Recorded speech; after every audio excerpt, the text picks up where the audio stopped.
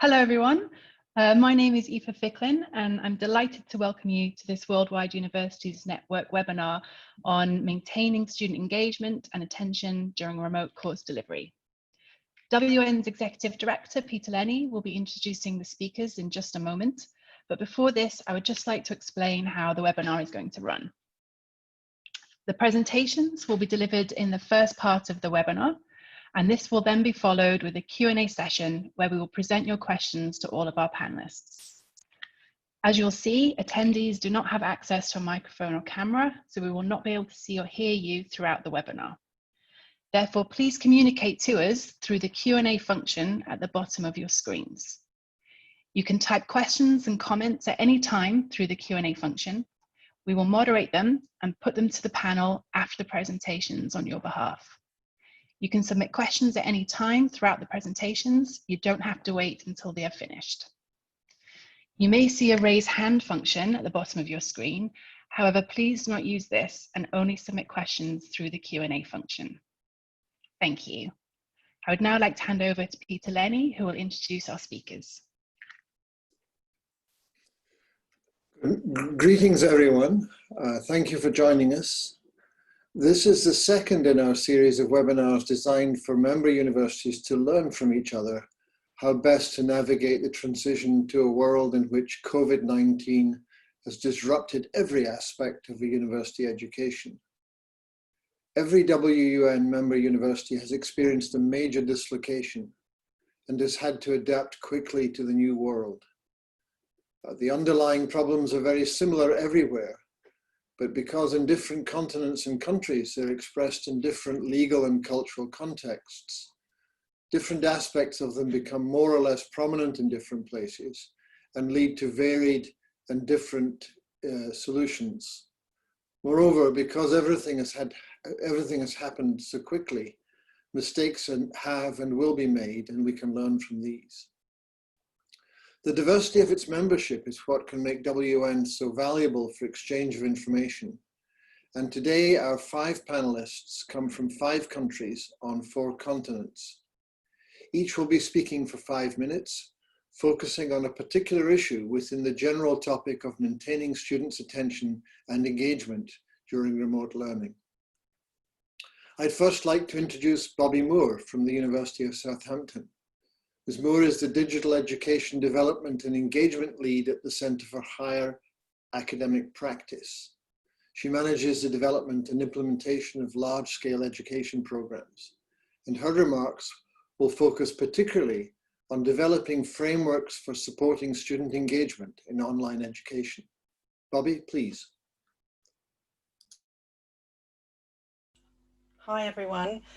Thank you. It's really great to be here and part of the panel today. I'm just going to share my screen and hopefully my slides will then appear. Okay, great. Right. So what I thought I'd do in my 5-minute presentation today is look at why it's important to view online engagement through a student lens. And also I'm going to talk about the common framework for online education, which we've recently developed at the University of Southampton to support our students and staff in the current context. So just to give you a little bit of background, over the last 5 months or so, my role has essentially focused on supporting academic staff to rapidly move their courses, teaching and student tutoring online. And this, I've done this by working closely with staff and students across the university. And I've found through all this work that there's 2 common questions that staff are seeking out. How can I do this? So really they're asking where they can start, what's the best way for to take their course online, what tools do they need, what do they need to learn? So there's it's just that how can I do this? And then also, how will I know it's working? How will I know my students are engaging, that they're connecting with me, that they're listening to my lectures online, for example? So in this context, supporting staff, particularly those with less experience with online, is really important to enable them to continue to deliver their course and to be able to connect with their students in a sort of relevant and meaningful way. So with this in mind, myself and Dr. Helen Carmichael from the University of Southampton, developed the university's common framework for education, for online education, which draws from evidence of what works for online education, as well as from the experience and expertise of staff and students at the university. The framework is intended to be practical and straightforward and contains a series of principles and design elements and lenses to enable all programs to respond to the current context we find ourselves in. And if we look at the feedback from students and also the evidence, we see that students value meaningful and relevant interactions with their lecturers and peers online, supported by well-structured and easy-to-use courses that offer a variety of learning formats. And so as part of the framework, we've developed the 4 lenses for good designed for online learning. And this is really so staff can review their design plans from the student's lens. And the students that we worked with when we were developing the framework said that they really like this approach, and this is really important to them. For the staff, they can use the 4 lenses to review their plans, to review their lesson plans, to consider if they have included the elements that make a high quality experience for students, and then make adjustments where needed, as well as look to build a sort of open dialogue with their students to see what's working well and continue to enhance their course, because of things that at the moment, things are changing so rapidly, and the way that we might be delivering might be online, blended. We're not quite sure what's happening as we move forward. So being able to adjust your plans based on student feedback is really, really important. Another important part of the work that we're doing is to support staff to enable the framework to be appropriately contextualized within their subject or discipline. And it's been important part of the work is to partner with schools and not do this to them, but actually bring them on board. And so we've been running workshops and creating networks with schools where peers can share ideas and ask questions. And as I said, this has been a very valuable part of this work. And I thought finally what I'd do is just share some of the ideas for student engagement when delivering online that have come from our staff and students from some of the work that we have done recently. And you'll see here, if we can see the slide on the screen, there's those elements that have been really valued by students, especially ones where students are involved.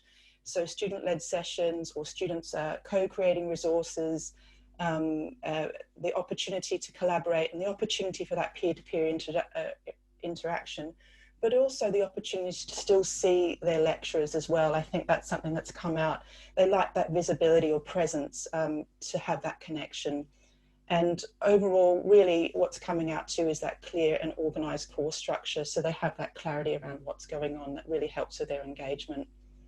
And so finally, I think my time's almost up, but I'd just say connecting with colleagues and students has been really valuable in developing the framework, but also it's a great way to consider how we can enhance student engagement and create that good learning and teaching experience in online. So thank you. That's me, and I've got to work out how to stop sharing my screen. Thank you, Bobby, for that very valuable introduction there. We'll come back later for questions. I'd like to move now to our second speaker, José Escamilla from Tecnológico de Monterrey. José is not able to be with us directly, but has pre-recorded his discussion. He is the Director of Educational Innovation for the institution, and his work focuses on the design, implementation, and evaluation of e-learning and m-learning, that's mobile learning programs, for continuing education and higher education. His discussion will be about interactive pedagogies and innovative technology to maintain student engagement. Could you please run the video, Aoife? Thank you. Hi, my name is Pepe Escamilla, and I want to share today with you some strategies to maintain student engagement and attention during remote course delivery. To achieve engagement, we need both suitable interactive technologies, but also good interactive pedagogy. So I will talk about both of them. They are equally important. Some of the critical aspects of attaining engagement from an interactive pedagogy point of view include relevant learning, making evident to the student that the application or future application of the material works in real-world situation can be very engagement for students.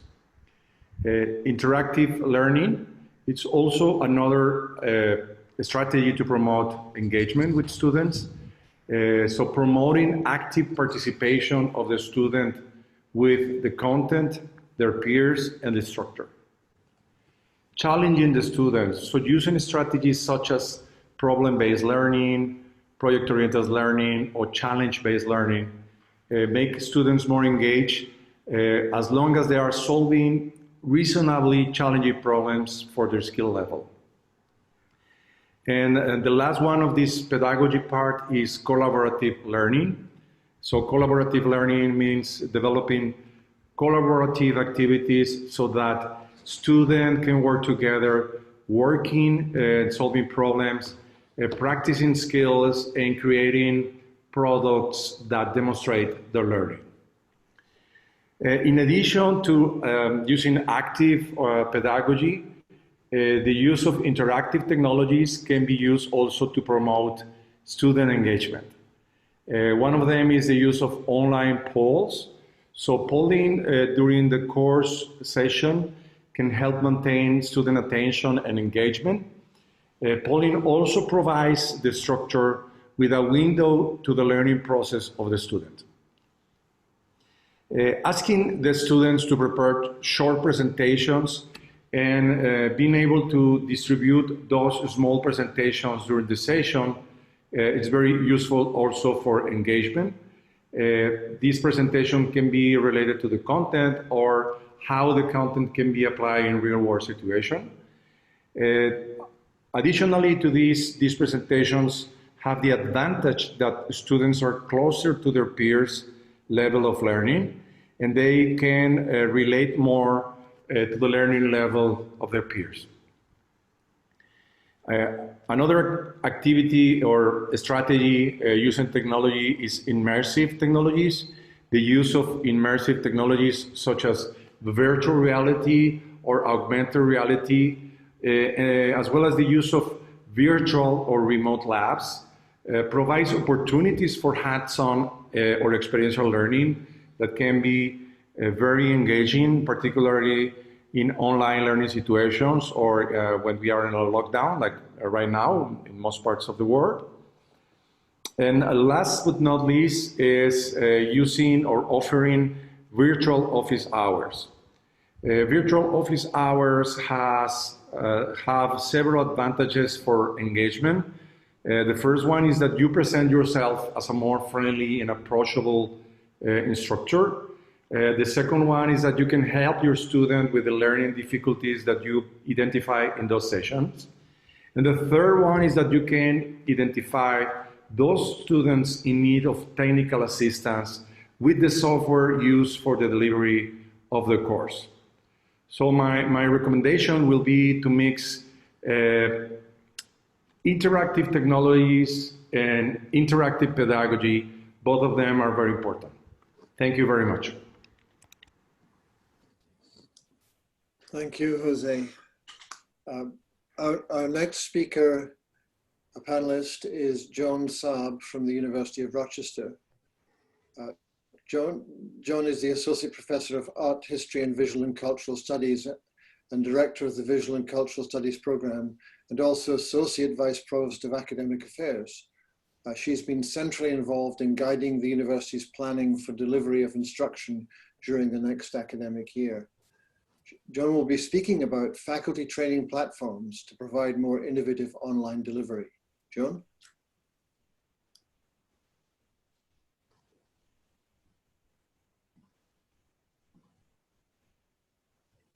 Joan, I think you're muted. Can you hear me now? Yes, now we can hear you. It's early in the morning here, so I'm sorry. I'm going to echo a bit of what my colleagues here have said, but I want to begin by saying that maintaining student engagement is a difficult thing to do, even in the best of times. And these days present particular challenges, and how to address them can be very difficult. Although I, as somebody who's teaching, who taught last semester when we had to pivot very abruptly to go online, and somebody who's planning a class for the next semester that starts in a couple of weeks, I'm finding it also an opportunity to learn new tools and new ways and things that I'm pretty certain I'm going to continue to do going forward as hopefully we come out of this period of isolation and into more sort of what may be construed as normal times.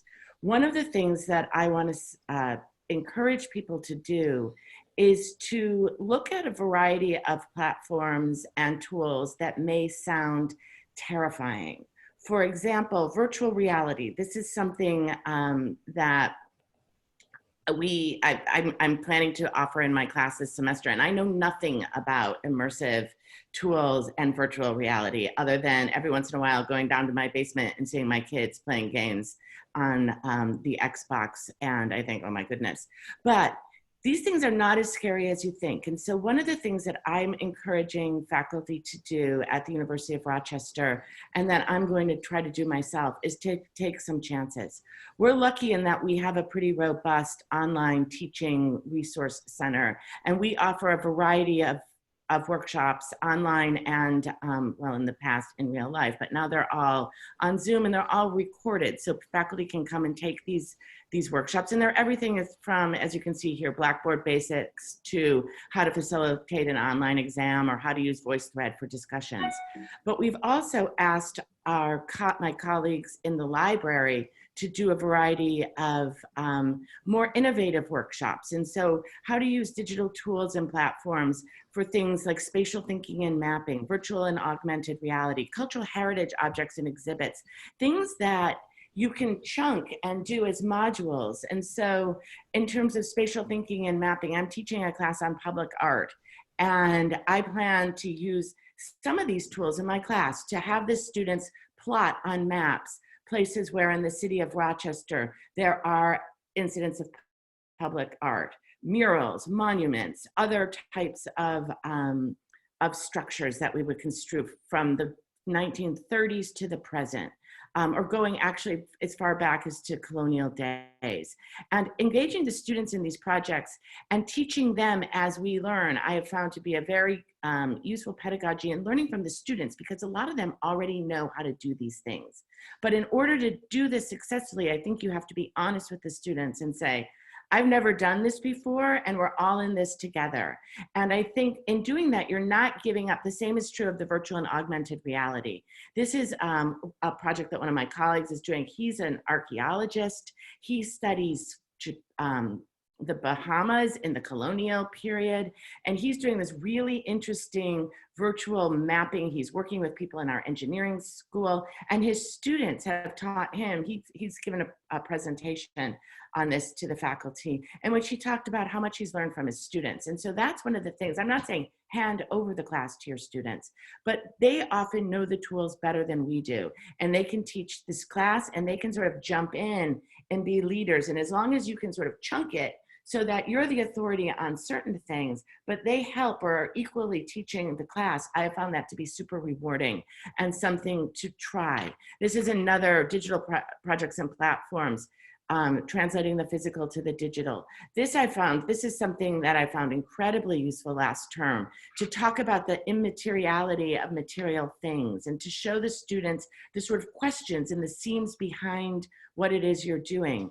And I find that in engaging the students and practicing with them, you can get to a lot of maybe imperfect, but new ways to thinking about objects, and take those questions and integrate them into the syllabi themselves has been, for me, it's sort of terrifying, but both a rewarding process as well. The last thing I'll leave you with is to to reach out to the people you work with for help. And this includes your students, your graduate students, if you have them, and your librarians, because they often have a suite of tools that are easy to use. And there's often tutorials that you can do online and play around with these things. And they may sound scary, and sometimes they are, but they will also yield, I think, really great results in the classroom. And if they don't, you can use that as a learning experience as well. So I think I'm out of time, so thank you. Thank you, Joan. Can I remind those joining us as non-participants that you can ask questions using the Q&A function on your Zoom screen? We will move after the panelists have finished to a Q&A session, so please submit your questions and we'll get to them after the panelists have finished. I'd like now to introduce Damon Silesa from the University of Auckland. Dr. Silesa is Associate Professor of Pacific Studies and Pro Vice Chancellor for the Pacific. He specializes in the study of colonialism, empire, government, and race. And with a particular interest in the Pacific Islands, he also works on education, economics, and development in the Pacific region, as well as in New Zealand and Australia. And he will be discussing how to engage the disadvantaged, marginalized, and disconnected students in online delivery.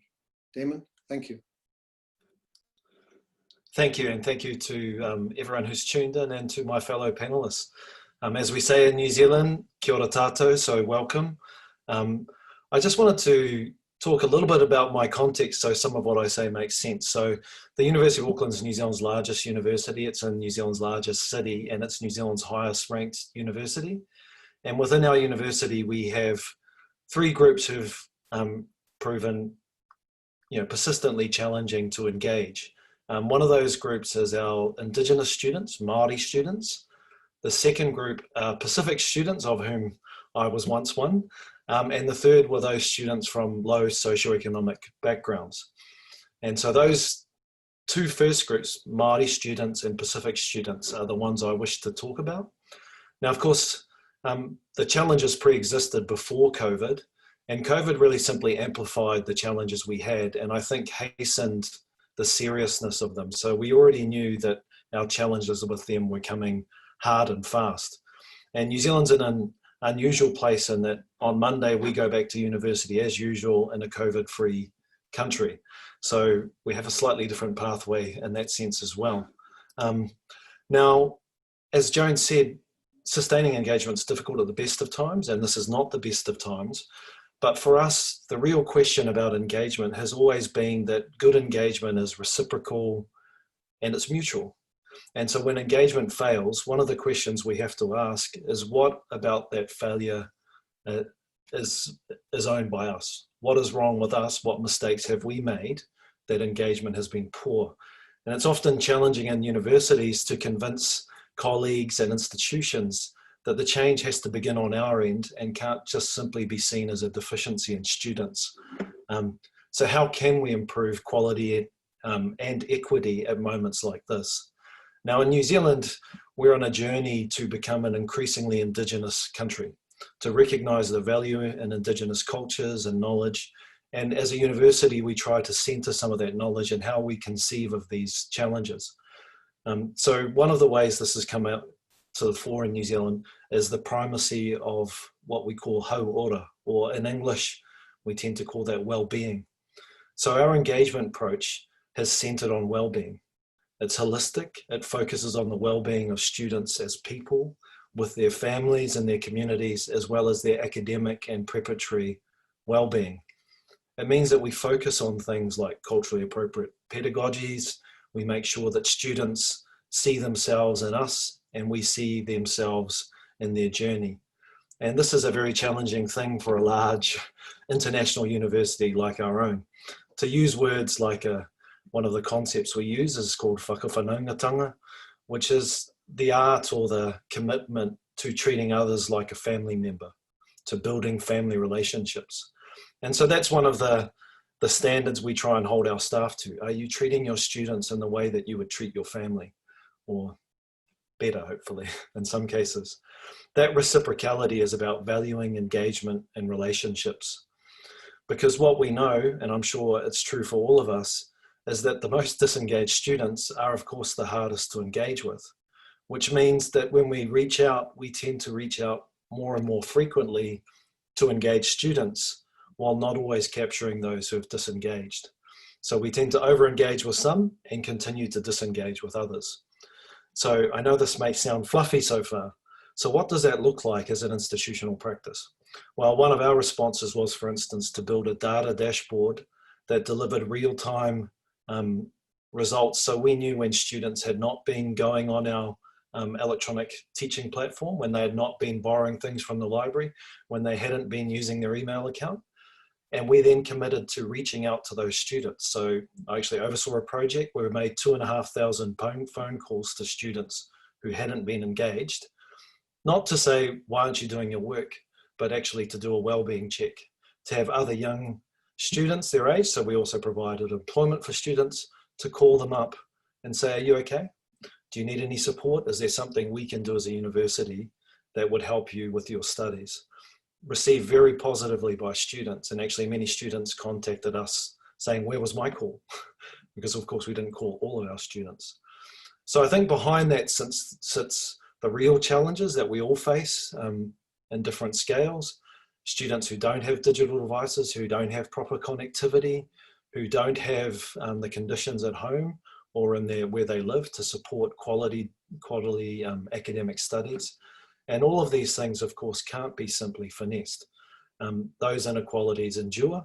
The digital divide was real and amplified by COVID.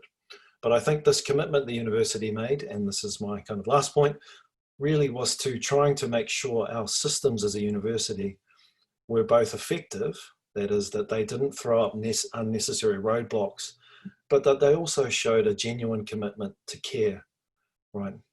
That students understood that we wanted to engage with them, that we cared about them, and that we would do our best to support them in this really difficult time.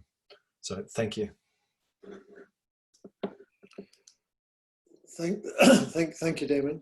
Our final panelist this morning is Colleen Doyle from University College Dublin. Dr. Doyle is a student advisor for engineering, architecture, and landscape architecture students, and her research interests include first-year student experience and engagement, STEM education, and the role students' parents play in their academic success. Dr. Doyle will be discussing supporting first-year students in transitioning to a remote university education. Colleen, thank you.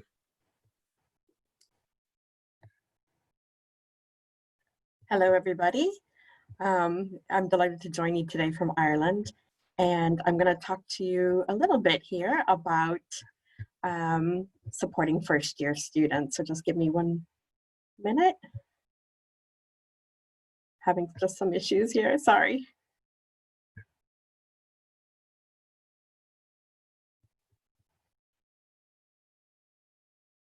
There we go. Thank you very much, Peter, for the introduction. My name is Colleen, and I am a student advisor here at University College Dublin in Ireland.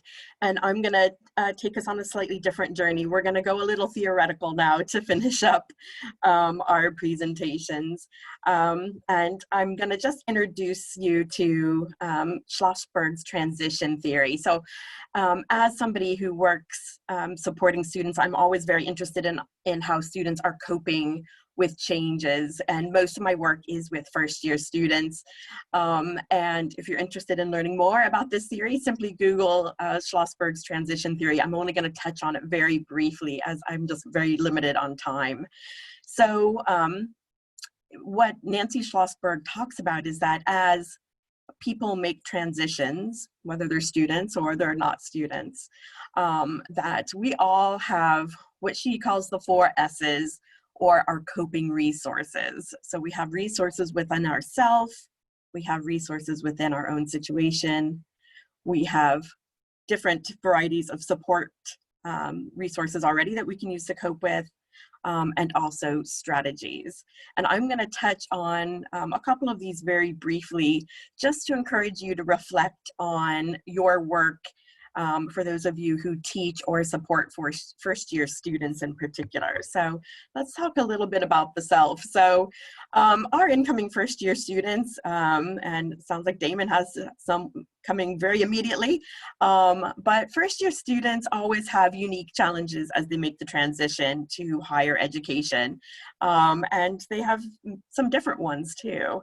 So first year students, you know, everything is very new to them, whether they've had to move place or doing things completely online could be very new to them, depending on how they finished up their secondary school education, new living arrangements, new friends, so on and so forth. First year students and all students, but first year students in particular, start that journey of developing an independent learner identity, oftentimes learning how to live independently, sometimes not. You know, many of our students often live at home, but they also are challenged, as are their families, in learning how to deal with having a university student in the house. And they also oftentimes are either starting or continuing a lot of personal identity development. So students, first year students in particular, are challenged with maintaining connections at home while developing relationships outside of home and at their new institution. And really, sometimes, you know, students have challenges in that they're now at the bottom of the wheel. So by that I mean they were at the top of their secondary school cycle, they were at the top of the year, and now they come to the university or a new institution and they're at the bottom. They are baby first years. And so for many of those students, they can really be challenged with a lack of confidence because everything is so new. Oftentimes our very confident, very high achieving students that come into us can very quickly turn into confused students who lack confidence, which can be very hard to support those students and to get them engaged. So, and also with my last box there, you know, students and ourselves, let's be honest, we have additional challenges of trying to visualize what our new or their new college experience is going to look like. So while we all as staff have, you know, maybe quite, you know, decades long experience of being able to support students and engage them, we ourselves are being challenged with, you know, simply trying to get our heads around what exactly they're doing and what that might look like. Likewise, when we've relied very heavily on our own continuing students to provide insights to students, we no longer have that system either, because they are also in many ways in a new system if they're doing more courses online or completely online or blended learning. So I'm going to try to, there we go. So as you work over the next few weeks, semesters, or what have you, and you're thinking about maybe what supports your students who are transitioning and online particularly need, it is suggested through transition theory to think of what type of support, what function the support has, and also if it's going to be measured. So what type of support is going to work best? Is it simply an email to ask students how are they doing, or does something need to be more integrated with online teaching? Oftentimes when people get stressed, and I don't know how you were in March, but oftentimes because of a stressful situation, we forget about things we've learned before. So maybe ask yourself, what has worked before in a physical classroom? Well, what components of that might work actually online? Was it being able to see the instructor and be able to talk to students immediately following class? How can you replicate that in an online environment? So sometimes we don't need to completely throw everything out that we know about supporting students. We just need to remind ourselves what works. In terms of function, what function is the support going to serve? Like, we just need to ask ourselves that. You know, we don't want to drag students through a system. We want to encourage them to use their own facilities and capabilities to support themselves as learners. But at the same time, do they simply need an affirmation that something is working well, or do they need more? And what type of measurement of support is really warranted? Do we need a high level? Do we need kind of a quiet level of support? Does the whole class need support? Is it something systemic in our institutions? These are all things to just think about. So just reflecting very quickly on some student online engagement issues that I've experienced in supporting students in the last couple of months. Many students have had a lack of motivation. It's hard to get motivated if you're at home and you're not having that physical movement between home and campus. So if you have students who feel that they're not motivated, they're not engaging, it's important to state why what you're teaching or what your unit does is important to their success. Students can feel that they're unaccountable for. Maybe nobody has noticed that they haven't been logging in. I just loved hearing about Damon's example about how they picked up the phone and called students. I think that's really important. Students sometimes feel that it's not being noticed, that they're not present. So if students are feeling like they're having issues with that they're not being accounted for, maybe think about ways you can reward engagement and be sure to notice disengagement and then to do something about it. If students seem confused, maybe they're not engaging because they're simply overwhelmed with too much information about what's going on. It's important, if you are a teaching faculty member, to roadmap your teaching. And by that I mean, make it very clear where you're at in the course and where you're going. And in terms of just general overall lack of engagement, sometimes lack of enthusiasm, maybe offer multiple ways for students to engage. And we've heard some of those examples earlier today from Bobby. You know, are there different ways they might get involved either within the class or outside of the class using different technologies? So, and just to finish up, don't be afraid to have conversations in your own institutions about what everybody can do and what lessons are learned on your campus. So by that I mean, don't be afraid to reach out to people like myself.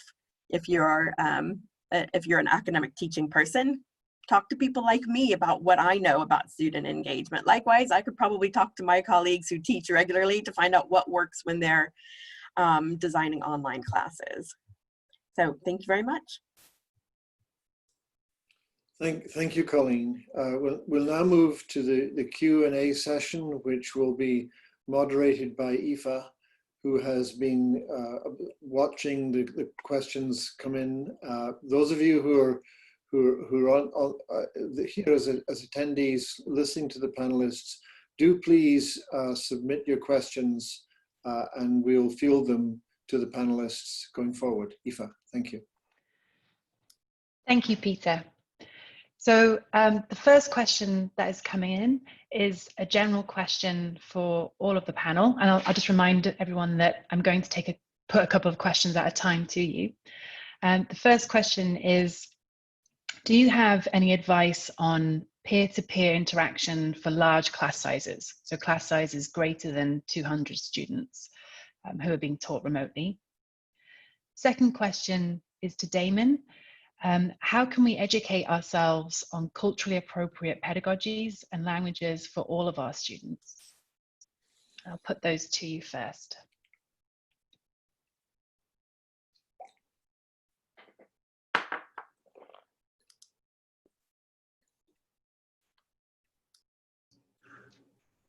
I'll jump in because I was waiting around the first lecture-based question, but as someone who hasn't taught a classroom for some time now, 3 years, I'd be a hypocrite if I tried to answer that. But around the culturally responsive pedagogy, which is built into the national curriculum in New Zealand, so there's actually a lot of resource, both around the particular cultures at play in New Zealand, but also around the theory of culturally responsive pedagogy. So I guess probably the best way is through a reading list, so I should probably get one together and share it with you, Aoife. But yes, there are a number of both specific to specific cultures, but also some are more broadly on the pedagogical theory behind it and why it works. I mean, I imagine that most people who teach realize that you have to begin where the students are, which is really the core insight to culturally responsive pedagogy.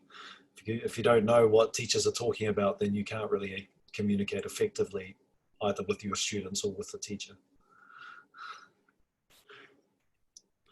Thank you, Dame. To the first question, and I teach very small classes. I teach art history and I tend to teach seminars because I get to pick which classes I teach and I like the smaller version. But I've recently taken a number of workshops on these different platforms and tools that I was talking about. And there have been a number of faculty members who teach larger classes in these workshops, and they have talked about the success they've had by flipping the classroom or using some of these tools to engage the students. So I'm not speaking from my own experience, I'm only speaking from things I've heard, but again, I would echo what Colleen has said and say, talk to the people who you know who are the experts in these tools, because they will have had experience in working with people who teach larger classes. And also sometimes things do scale, sometimes they don't. And I think that that's, you know, if you're delivering content, sometimes you can mix it up in ways that reach larger audiences as easily as smaller audiences. That's one of the nice things about digital platforms, is that you can record them and share them, and they travel. So I would say talk to the people who you work with, if you have people you work with, I mean, who are engaging these programs. If not, reach out to any of us and we can probably help you. Thank you. Are there any other comments before I move on to the next question? Nope. Okay, so this next question is addressed to Colleen. And it is that first-year students often feel more comfortable in learning environments when they know each other, which they have the opportunity to do when on campus. How do we encourage a remote student-based learning community? And then another question, which is more general to all of the panel, is that although we began at York by thinking in terms of planning for online delivery, we have realized that the key challenge will in fact be teaching and learning in a hybrid blended context, where some students are physically present and some are studying online. Do the panel have any thoughts about techniques to help maintain cohort engagement when some are physically present and some are not? I'll go ahead and talk to the question about peers. I think something we often forget is that student transition happens before they come to class. Okay, so by that I mean, oftentimes there's a period, it may not be very long, certainly isn't very long here in Ireland, when students know that they're going to be at our institutions, and I'm speaking specifically about first-year students at the moment, and I hope that answers that question, is that, you know, there's this period of time when they're not here with us yet, and yet so often in the university, we wait until they're either on campus or the first day of class to start with that process of them meeting people. Now, most universities and institutions have an orientation period. In Ireland, we're very challenged this year in that our orientation week isn't going to be what it has been in the past. But we need to ensure that we do everything we can for students to interact with each other before that first lecture they have.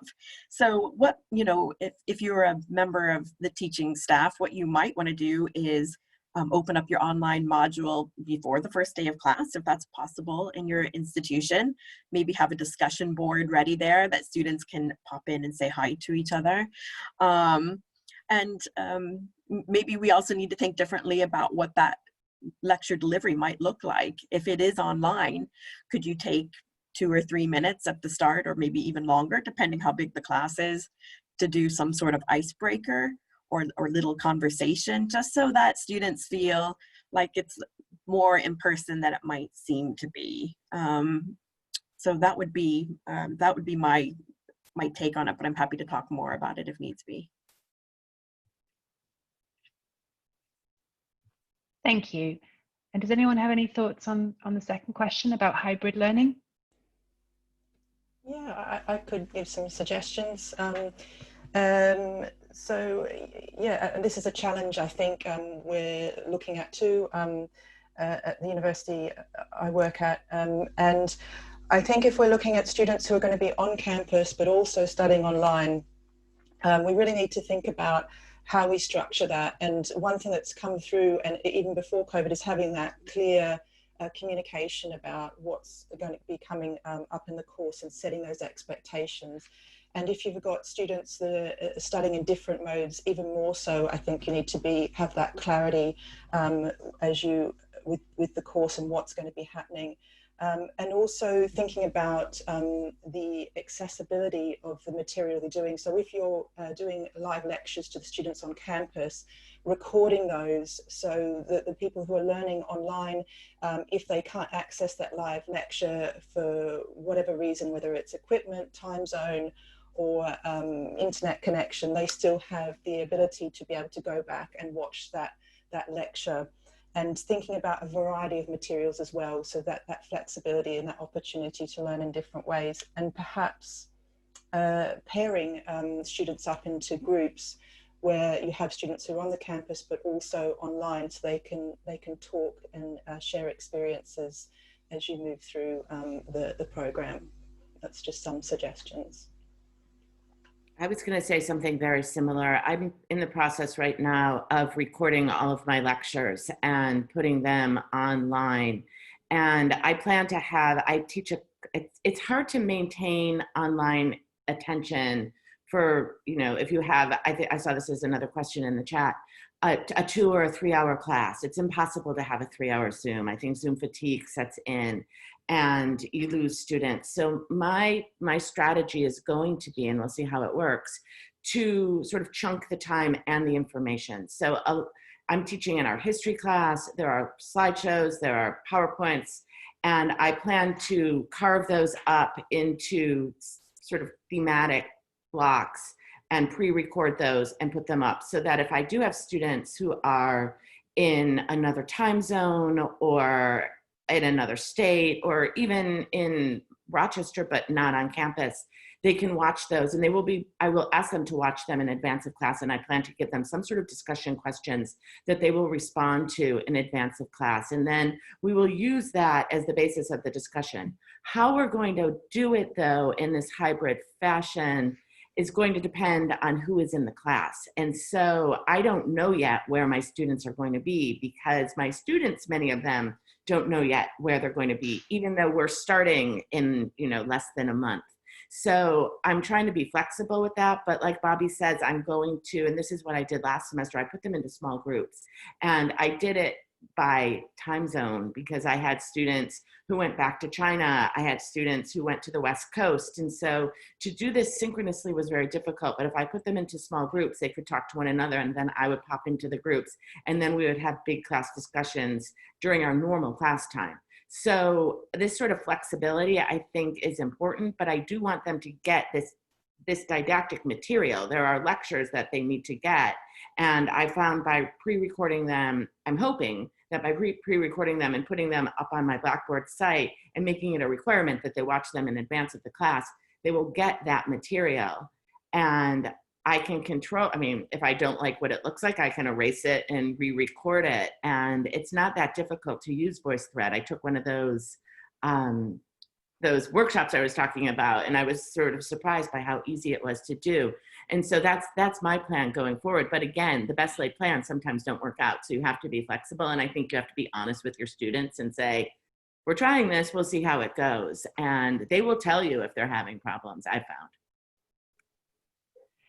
Thank you, Joan. The next question is directed towards Damon.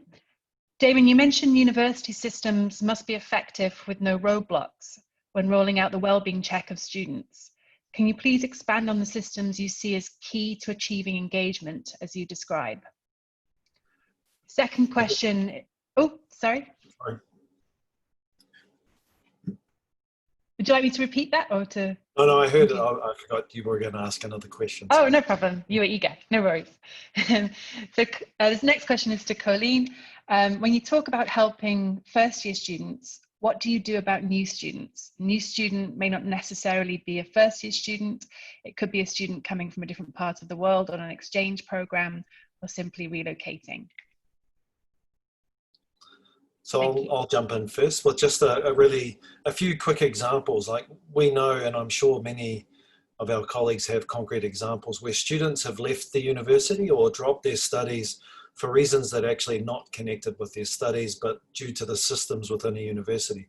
They've received bad advice, they've found it difficult to enroll in a program. And what we saw under COVID was that a lot of this was amplified. So we had to pay special attention, for instance, to many of the systems we'd brought in as a COVID response.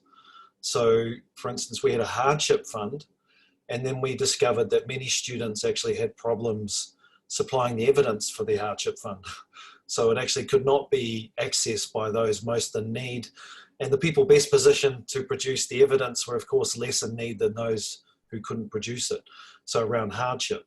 So we actually had to humanize some of these systems. So what we actually did was we made sure that there were other alternatives. Kids who didn't have a device, for instance, we gave out devices to all students who didn't have them. But if you didn't have a device, how could you fill in an online form? Obvious things like this became quite challenging for universities to overcome because we have processes that we're committed to for good reason. But for instance, we empowered students to work with staff members to fill in those forms using text, those sorts of things.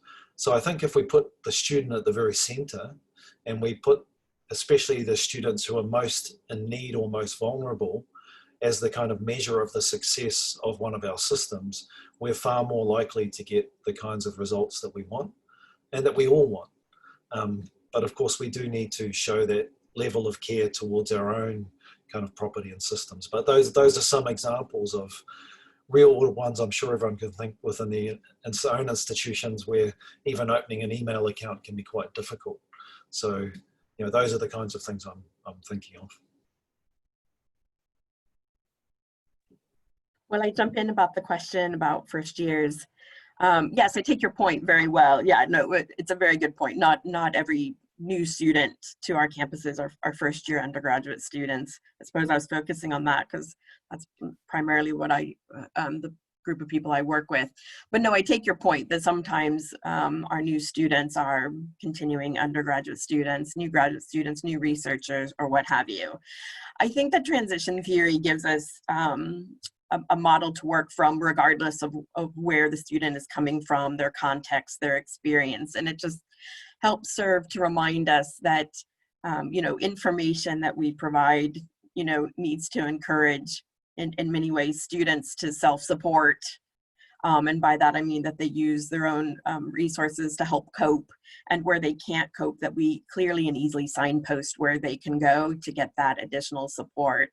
And that, we all have a role within higher education to support our students. And sometimes that's maybe recognizing that we don't always have the best information, but it's about finding the information on our campuses to point students towards. And regardless if a student's an international student or a first year undergraduate or however they come to us, it's really important that that information is readily available so that they can continue to support themselves and locate the appropriate people on their campuses to provide that advice and support. And that helps them engage. That all goes back to engagement. So if information is hard to find, or if the feeling is that they don't know how to do it, and it can become quite overwhelming for all of us really, but particularly for students, as they may have a very mixed learning environment. They may be completely online, they might be blended, they might have one course that's completely online and another that's actually in person. So it can become very overwhelming. So to help foster that engagement, we need to make it easy for our students to find that information and to reach out to real people, because I think we will all agree there is nothing more frustrating than trying to interact with a company or a public service or what have you, and we're just looking for a real person, and we just need to make it easy for our students to find those people. Thank you, Colleen. The next question is directed to all of the panel, and it's that online environments tend to encourage students to just stay back and not speak up in discussions, which might be difficult for student-led study sessions.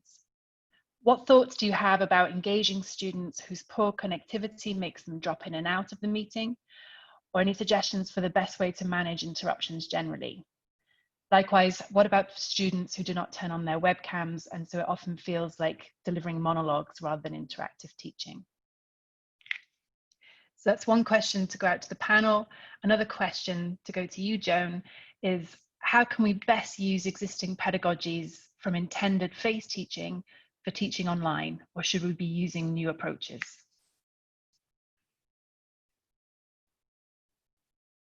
Well, I think that we don't want people to reinvent the wheel. And there's so much going on right now that to take on this, I have to learn all these new technologies and totally change my class around it's impossible, and it's also tremendously anxiety producing. So I would say try to do the best you can, but understand that the tools and tricks that you used in the past may not work right now.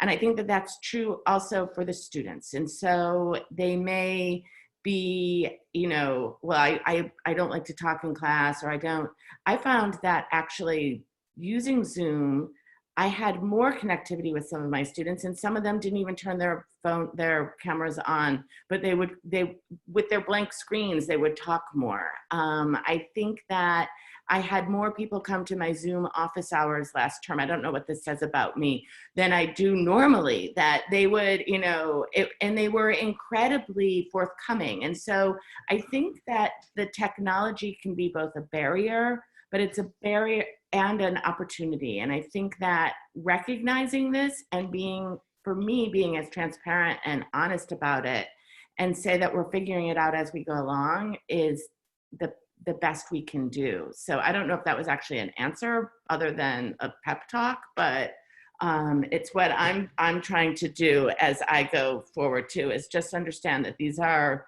not traditional ways of doing things, and they're going to change going forward, but to ask the students and meet them where they are, ask them what they need and try to meet them where they are.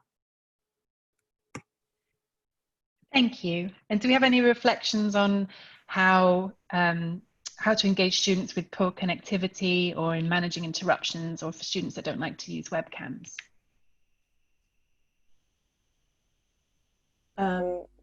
I could add to that, and I just agree with what Joan was just saying, and actually it builds on the points Joan was just making there. Really, it's meeting the students where they're at, but it's offering those alternatives. And so if you're doing, for example, a Zoom chat like this, a Zoom call like this, that you can say to the students, you can chat. So if you can't speak, if you can't put your camera on, still interact with us via the chat if that's possible. If that's all you can do, turn your cameras off if your connection's not great, or continue the chat after the actual live session. So we will keep this open. You can add your messages, and I'll respond on this particular topic for an extended period, just to give an opportunity for those that might be dropping out, or they can't connect at that particular time, I think is really important. And in terms of turning the camera on, we've discussed that quite a bit actually with staff and students been working with, and I think it's important that we don't expect them to turn their camera on, but if we're still having that dialogue with them, that's really important. And in fact, some of the students said, even though I can't turn my camera on because perhaps where I'm working at the moment, I don't want you to see my house, I don't want to see the environment I'm in, I still want to be able to talk to you. And just having the lecturer or teacher visible in that conversation is really helpful for them as well. So yeah. Thank you, Bobby. I'm aware we're coming up close to the hour again, but if everybody's okay, I'd just like to pose another couple of questions. This one is directed to you, Damon. You mentioned the importance of well-being at the heart of engagement. One thing that is core to well-being is a sense of security and a good degree of structure. Do you have any experiences to share of how we can help students to cope with studying in this ongoing environment of uncertainty in relation to COVID? And then the second question is to everyone on the panel.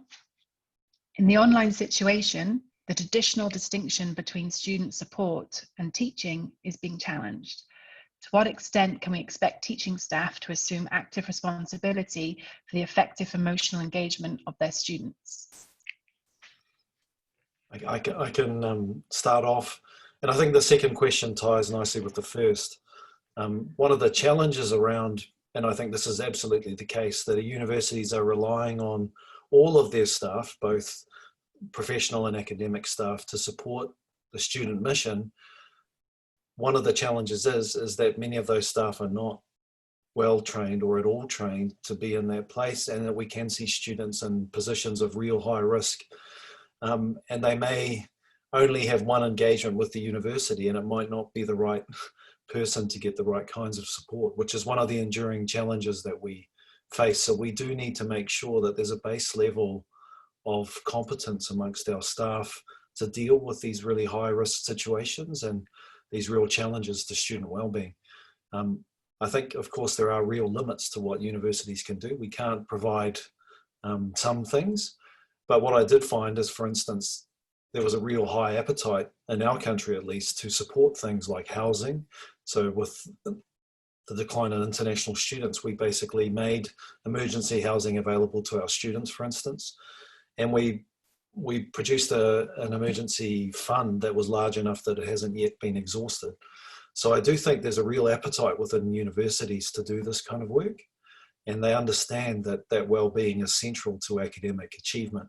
So I'm quite hopeful, but I am well aware that it is very risky and that we need to keep our staff safe as well as the students by making sure that people know where to go, and also people are empowered to sort of pass people along safely to a place where they can get real support that's enduring and safe.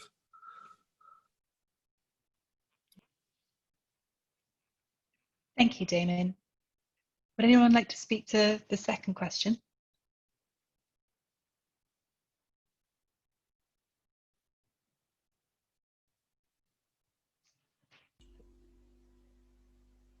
Bobby? I was going to say, could you just say the second question again? Of Sorry, course. I was so engrossed in what Damien was saying, I've forgotten the question.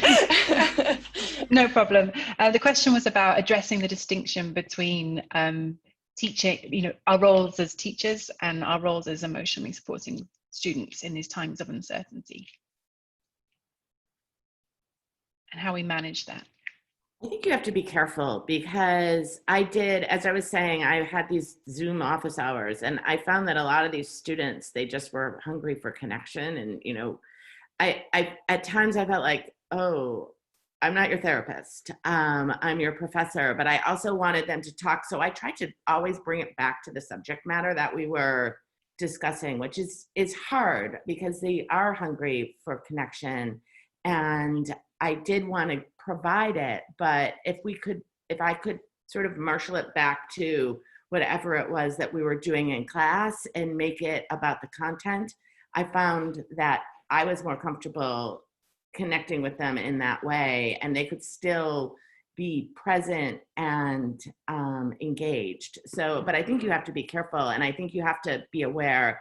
We have a pretty elaborate structure and support staff for people who can help, and so I would recommend if they needed it to talk to other people, but I didn't want to shut them down, because it's it's a tricky balance, and often in this particular situation the students will reach out to the people they're most comfortable with, and you don't want to shut that down. But if I could sort of somehow or another meander back to the subject matter, it made it for me a sort of safer, and I felt like I could be an authority in that. I teach art history. I'm not a therapist, but I could talk about issues as related to certain objects or works of art. Thank you, Joan. We have two final questions. One is directed to you, Joan, and is, do you have any suggestions concerning student engagement in relation to non-lecture based curriculum? So specifically studio-based activities found in architecture and art, which are more hands-on. And the second question, sorry. No problem. The second question is, it concerns intellectual property. So in a context where, as teaching staff, we're putting more and more pre-prepared material on universities' learning platforms, what protections are there for staff with intellectual property, and have universities claim these teaching materials in problematic ways? I'll hand over to you, Joan. I can answer both. From our perspective, this last semester we waived intellectual property because this was something that the faculty were really concerned about, and that we're going to do it again so that the faculty own their property, their materials. I don't know if that's we did it with our in conjunction with our legal counsel. So I think that's an okay thing to do. In terms of the studio art, we have, my department is a combination of art history and studio art. And my colleagues in studio art did some really interesting and innovative things with online galleries. Because we had the students on campus before they left, we were able to assemble kits that they took with them. And in some cases, the faculty actually sent them materials. I don't know how they're going to do it starting this semester, but they were able to maintain a studio practice, not the same. You know, there were no dark rooms, there were no printing presses, there were no, you know, actual studios, but there was a way to do certain types of studio work. And I know that they're continuing to work on how they're going to do that remotely this term, for the students who aren't physically on campus. It's difficult. There are some tools out there. I don't think they replicate the studio environment as we know it. And I think, again, it's going to be up to the individual faculty members to figure it out, but use the support networks around them, because there are more things available than you might think. Thank you, Joan. I think, Colleen, did you want to make a point on that as well? Sorry, I was going to backtrack for just a minute with Joan's last comment about students reaching out and she feeling like, you know, she's not a therapist and maybe not the best person equipped on campus to help students with issues that are affecting them outside of the classroom. I just wanted to give 2 tips. One, if you are a member of academic faculty, partner with your student affairs and student support services to make sure that you have information that you can post maybe in your Blackboard or Brightspace classroom that easily signpost students to people who can support them either with financial assistance or counseling assistance or what have you. And the second quick thing I'll say is that I had a very interesting experience back in May when I offered all of my students the opportunity to meet with me in an open forum to talk about motivation. I called it Motivation Monday, and I had that experience of students not having on their cameras, and it is quite disconcerting because we're used to seeing people's facial expressions to help evaluate and judge maybe what's going on in their own minds. But one thing that I did do, and I would encourage everybody to try it, is to use students to support other students.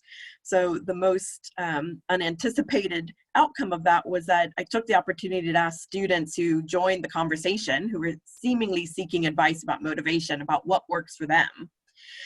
And at both sessions, I had a student step forward saying, oh, well, I have found this to work for me.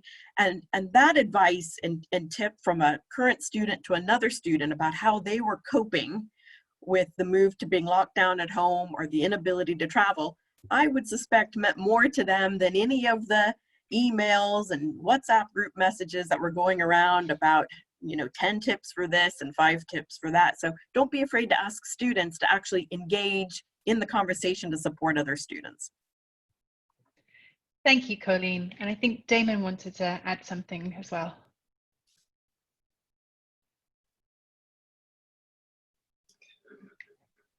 I was just following up on the intellectual property question. So we made a commitment as a university about 4 years ago to record all lectures automatically within lecture theatres. And so we crossed the intellectual property bridge back then. And of course, one is the relationship of a lecture and those materials as property to the lecturer. But of course, the other problem is that many of us, or probably most of us, use other material within lectures. And so there's also an exposure to risk around, for instance, showing pictures you haven't had clearance for, you know, the whole 9 yards. So there was a real question about that and the situation. But we think it was adequately resolved. But I think actually the COVID experience probably points us towards a new frontier in this question. For instance, you know, would a faculty member be necessary to the teaching of their own course if we have all those course materials going forward? What about iterations of courses that are in various new forms that many universities are looking at? So we talked about the mixed models of delivery. So I think although some questions have been relatively well settled in some jurisdictions, we're now going to see new questions about relationships between the original producers of some course materials and there's often a genealogy to those courses, so they go back in time somewhat, so there's many contributing authors. So I think it's actually a really interesting question that we don't know the answers to because we haven't thought through all the questions that we have about the kinds of teaching that we're going to be doing even in 6 to 18 months' time. Thank you, Damon. I'm aware that we've gone past the hour. We're now at 10 past. So I want to thank our panelists and hand over to Peter Lenny for some closing remarks. Thanks, Aoife. I'd just like to add my thanks to the panelists for really interesting insights that show clearly the benefits of looking across a diverse collection of universities and comparing and contrasting the approaches they've taken to these big challenges. This is one of the real strengths of the network, is being able to bring this diversity to bear on problems, and you see it exemplified here today. I'd also like to thank all those who joined us, in many cases at unsocial hours, and who raised interesting and challenging questions in the discussion. And finally, we hope you've all found the webinar useful. We're really interested in feedback and would welcome your comments so that we can ensure that we make future webinars as valuable as possible. So do please connect with us and give us suggestions about what we can do to improve things. And with that, I'd like to thank you all and wish you well. Goodbye.